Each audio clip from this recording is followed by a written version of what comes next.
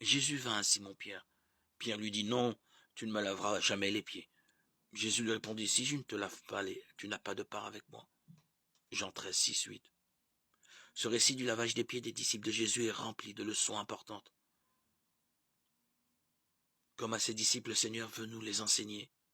Il insiste sur l'une de ces leçons en disant à Pierre, si je ne te lave pas, tu n'as pas de part avec moi.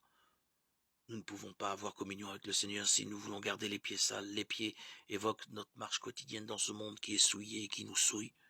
Il faut que nos pieds soient lavés pour avoir communion avec notre Dieu, qui est un Dieu saint.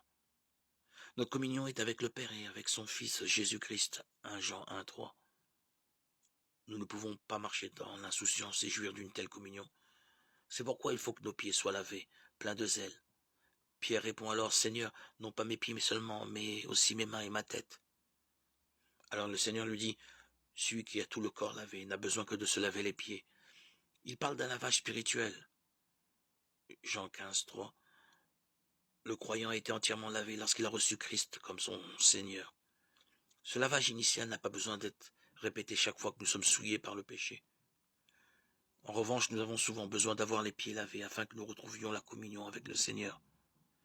C'est l'effet du lavage d'eau par la parole. Éphésiens 5, 26.